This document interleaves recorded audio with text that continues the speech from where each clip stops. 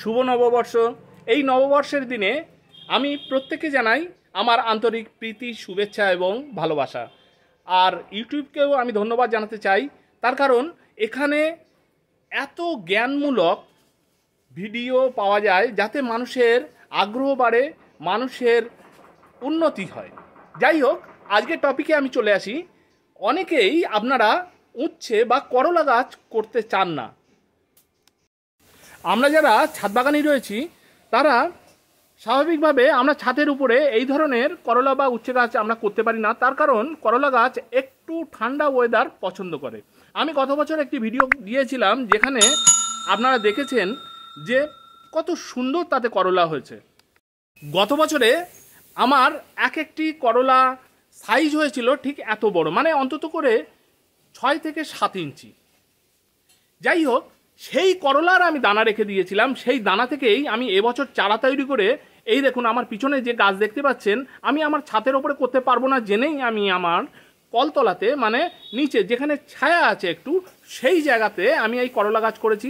গত বছর যে করলার দানা রেখেছিলাম তার ভিডিও যদি আপনারা না দেখে থাকেন তাহলে দেখে নেবেন। সেই দানা থেকেই আমি এই চারা তৈরি করেছি।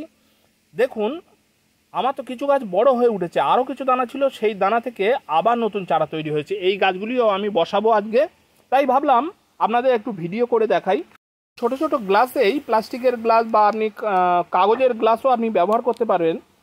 এই ধরনের ছোট ছোট গ্লাসেই আমি চারা তৈরি করে থাকি এবং এর থেকে আমি চারা তুলে নিয়ে মাটি সহ আমি তুলে নিয়ে আমি মাটিতে বসাই। বন্ধুরা দেখেছেন এই একটি করলা পাতা প্রায় আমার হাতের সমান। আমি কিভাবে পরিচর্যা করি সংক্ষেপে একটুখানি আপনাদের সাথে আমি শেয়ার করি। বন্ধুরা, এই পাত্রে আপনি দেখতে পাচ্ছেন যে সারটি রয়েছে, এই সারটি হচ্ছে 20-20-20 সার। আমি এই করলা গাছে আমি কখনো কখনো এই 20-20-20 সার ব্যবহার করি, আবার মাঝে মাঝে খোল সার পাতলা করে আমি একটুখানি ব্যবহার করে থাকি। যার কারণে এই দেখুন এই করলা গাছের এই ডেভেলপমেন্ট হয়েছে। এই 20-20-20 সার প্রয়োগের আমি একটি বিশেষ পদ্ধতি আমি অবলম্বন করি।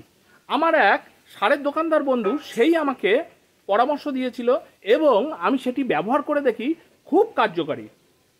দেখতেই পাচ্ছেন কত সুন্দর এই করলা গাছ বেড়ে উঠেছে।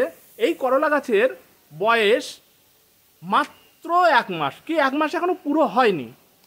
বন্ধুরা, এই 20-20-20 সার আমি অল্প করে, এইটুকু পরিমাণ আমি অল্প করে গাছের গোড়ায় আমি ব্যবহার করতে পারি। গাছের গোড়া থেকে একটু দূরে, আপনি এই সার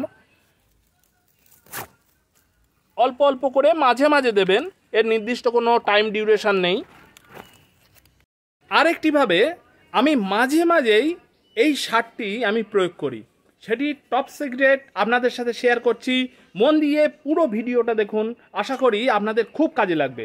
আর যদি আমার এই ভিডিওটি আপনাদের ভালো লাগে বা উপকারে লাগে তাহলে একটি লাইক দেবেন। আর আমার চ্যানেলে নতুন হয়ে থাকলে অবশ্যই আমার চ্যানেলকে সাবস্ক্রাইব করে রাখবেন। মন দিয়ে পুরো ভিডিওটা দেখুন, মাঝে মাঝেই আপনি এইভাবে প্রয়োগ করে দেখুন, আপনার নিশ্চয়ই কাজে লাগবে। এই অল্প করে এই দেখুন 20-20-20 সার আমি হাতের মধ্যে আমি নিয়েছি। দেখুন এখানে এই যে বোতলটিতে আমার 2 লিটার জল রয়েছে, তাতে আমি এই পরিমাণ 20-20-20 সার আমি মেশাবো।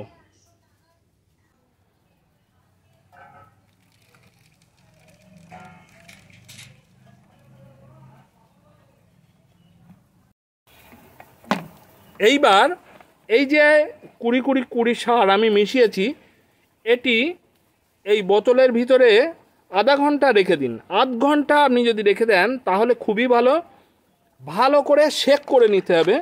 ভালো করে এই জলটি শেক করে নিয়ে আধ ঘন্টা রেখে দিন, তারপরে গাছে ভালো করে স্প্রে করুন। এইবার ভালোভাবে এই বোতলটিকে শেক করে নিয়ে গাছে স্প্রে করতে হবে।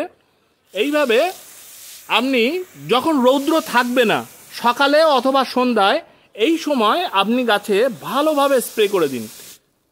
এইভাবে স্প্রে করলে খুব উপকার হয়, আমি যেটা খেয়াল করে দেখেছি। এইভাবে আমি প্রত্যেকটি গাছে আমি স্প্রে করি।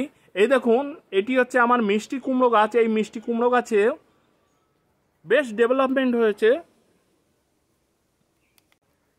এইভাবে আপনি আপনার করলা গাছে আপনি স্প্রে করতে পারেন, গাছের গোড়াতেও আপনি সার দিন, তার সাথে সাথে ওই সারই আপনি গাছের পাতায় স্প্রে করুন। দেখবেন যে আপনার গাছ খুব তাড়াতাড়ি বাড়বে। এই যে গাছটি হাইট আপনি দেখতেই পাচ্ছেন, মাত্র 1 মাসও এখনও বয়স হয়নি। চারা থেকে এই গাছটি এত যদি বড় হতে পারে, তাহলে আপনাদের গাছও নিশ্চয়ই আমার মতো এত সুন্দরভাবে বেড়ে উঠতে পারে। আশা করি আমার এই ভিডিওটি আপনাদের ভালো লেগেছে। এইভাবে আপনি আপনার করলা গাছের পরিচর্যা করুন। আর যারা করলা চাষ এখনও পর্যন্ত করছেন না, তারা 2-1টি করলা চাষ করে দেখুন বা লাগিয়ে দেখুন, খুব সুন্দর ফল হয়। যখন ফল আপনি আপনার হাতে পাবেন, তখন আনন্দে আপনার মন ভরে যাবে। আশা করি আমার এই ভিডিওটি আপনার ভালো লেগেছে। যদি ভালো লাগে একটি লাইক দেবেন, আর আমার চ্যানেলে নতুন হয়ে থাকলে আমার চ্যানেলকে সাবস্ক্রাইব করে রাখবেন। আজ তাহলে এই পর্যন্তই বন্ধুরা, নমস্কার। আবার দেখা হবে অন্য একটি ভিডিওতে।